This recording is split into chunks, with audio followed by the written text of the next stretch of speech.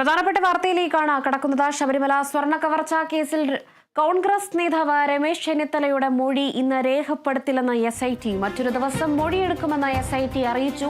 ഉദ്യോഗസ്ഥരുടെ അസൗകര്യത്തെ തുടർന്നാണ് മൊഴിയെടുക്കുന്നത് മാറ്റിയത്. സ്വർണ്ണ കവർച്ചയിൽ അന്താരാഷ്ട്ര പുരാവസ്തു സംഘത്തിന് ബന്ധമുണ്ടെന്ന് രമേശ് ചെന്നിത്തല പറഞ്ഞിരുന്നു. വിവരങ്ങളുമായി D. ബിനോയാണ് ചേരുന്നത്.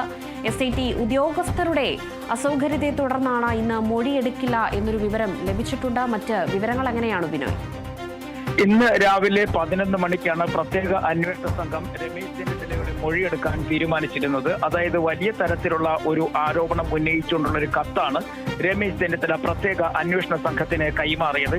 500 കോടി രൂപയുടെ കള്ളപ്പണ ഇടപാട്, അതായത് പുരാവസ്തു കള്ളക്കടത്ത് നടത്തുന്ന വലിയൊരു സംഘം ഇതിന്റെ പിന്നിലുണ്ട്. ദൈവികമായ വസ്തുവകകൾ മറ്റ് സ്ഥലങ്ങളിലേക്ക് വിൽക്കുകയും അതുമായി ബന്ധപ്പെട്ട് സാമ്പത്തിക ഇടപാടുകൾ നടത്തുകയും ചെയ്യുന്ന അന്താരാഷ്ട്ര ബന്ധമുള്ള ഒരു സംഘം ഇതിന്റെ പിന്നിൽ പ്രവർത്തിക്കുന്നു. ഇതുമായി ബന്ധപ്പെട്ട കൂടുതൽ വിവരങ്ങൾ ലഭ്യമായിട്ടുണ്ട് എന്ന് കാണിച്ചുകൊണ്ടാണ് രമേശ് ചെന്നിത്തല ഒരു കത്ത് പ്രത്യേക അന്വേഷണ സംഘത്തിന് നൽകിയത്. ഇതുമായി ബന്ധപ്പെട്ട വിശദാംശങ്ങൾ തനിക്ക് ലഭിച്ചത് കൈമാറാൻ തയ്യാറാണെന്നും മുൻ പ്രതിപക്ഷ നേതാവ് കൂടിയായ രമേശ് ചെന്നിത്തല പ്രത്യേക അന്വേഷണ സംഘത്തിനെ അറിയിച്ചിരുന്നു. ഇതിന്റെ അടിസ്ഥാനത്തിലാണ് ഇന്ന് മൊഴിയെടുക്കാൻ തീരുമാനിച്ചിരുന്നത്. എന്നാൽ ഇന്ന് പ്രത്യേക അന്വേഷണ സംഘത്തിലെ ഉദ്യോഗസ്ഥന്മാർക്ക് ചില സാങ്കേതികമായ അസൗകര്യങ്ങളുണ്ട് എന്ന് കാണിച്ചുകൊണ്ട് മറ്റൊരു ദിവസത്തിലേക്ക് മൊഴി നൽകാൻ തയ്യാറാണോ എന്ന് ചോദിക്കുകയായിരുന്നു. ഇതേ തുടർന്ന് രമേശ് ചെന്നിത്തല മറ്റൊരു ദിവസത്തേക്ക് തയ്യാറാണെന്ന് അറിയിക്കുകയും ചെയ്തു. ഇതിന്റെ അടിസ്ഥാനത്തിലാണ് മൊഴിയെടുക്കുന്നത് ഇന്നത്തെ നിന്ന് മാറ്റിവെച്ചിരിക്കുന്നത്.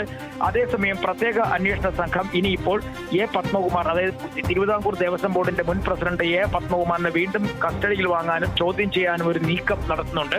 കാരണം കൂടുതൽ വിശദാംശങ്ങൾ N. വാസുവിനെയും A. പത്മകുമാറിനെ ഒരുമിച്ചിരുത്തി ചോദ്യം ചെയ്താൽ ലഭ്യമാകും എന്ന ഒരു സാധ്യത കൂടി കണ്ടെത്തിയതിന്റെ അടിസ്ഥാനത്തിലാണ് വീണ്ടും ഈ ഉന്നത പോലീസ് സംഘം ഇവരുടെ മൊഴിയെടുക്കാൻ വേണ്ടി തീരുമാനിച്ചിരിക്കുന്നത്. അങ്ങനെയാണെന്നുണ്ടെങ്കിൽ 2 ദിവസത്തിനുള്ളിൽ തന്നെ A. പത്മകുമാറിനെ പ്രത്യേക അന്വേഷണ സംഘം കസ്റ്റഡിയിൽ വാങ്ങും. ഇതുമായി ബന്ധപ്പെട്ട രേഖകൾ തയ്യാറാക്കുന്ന തിരക്കായതുകൊണ്ടാണ് തൽക്കാലം മൊഴിയെടുക്കുന്നതിൽ നിന്നും ഒരു സാവകാശം വേണം എന്ന് രമേശ് ചെന്നിത്തലയോട് ആവശ്യപ്പെട്ടതും അദ്ദേഹം അതിന് തയ്യാറാവുകയും ചെയ്തിട്ടുള്ളത്. ഇനി എന്നാണ് തീയതി എന്നുള്ളത് രമേശ് ചെന്നിത്തല സൗകര്യമനുസരിച്ചായിരിക്കും തീരുമാനിക്കുക. നേരത്തെ അദ്ദേഹം തന്നെയാണ് ഇന്നേ ദിവസം തീയതി നൽകിയത്. ഇനി ഒരു പക്ഷേ 2ാം ഘട്ട തെരഞ്ഞെടുപ്പും അതിന്റെ ഫലപ്രഖ്യാപനത്തിനും ശേഷമായിരിക്കും ഒരു പക്ഷേ രമേശ് ചെന്നിത്തല പ്രത്യേക അന്വേഷണ സംഘത്തിന് മുമ്പിൽ വിശദാംശങ്ങൾ നൽകുക. ഒരു വിദേശ വ്യവസായി നൽകിയ വിവരങ്ങളുടെ അടിസ്ഥാനത്തിലാണ് ഇത്തരത്തിൽ ഒരു പുരാവസ്തു വിൽപ്പന നടത്തുന്ന അല്ലെങ്കിൽ കൊള്ള നടത്തി അന്തർദേശീയ തലത്തിൽ കച്ചവടം നടത്തിയ ഒരു സംഘത്തിന്റെ ബന്ധത്തെക്കുറിച്ച് ലഭിച്ചതെന്ന് പറയുന്നു. രമേശ് ചെന്നിത്തല നടത്തിയ അന്വേഷണത്തിൽ ഇത്തരം സംഘങ്ങൾ പ്രവർത്തിക്കുന്നുണ്ട് എന്നുള്ളതിന് വ്യക്തമായ തെളിവുകൾ ലഭിച്ചുവെന്നും അദ്ദേഹം അന്വേഷണ സംഘത്തിന് നൽകിയ കത്തിൽ പറയുന്നുണ്ട്. അങ്ങനെയാണെന്നുണ്ടെങ്കിൽ ഇതുമായി ബന്ധപ്പെട്ട ഈ കള്ളക്കടത്ത് സംഭവത്തെക്കുറിച്ച് അന്വേഷിക്കുക വലിയ തരത്തിലുള്ള ഒരു ജോലിയാണ്.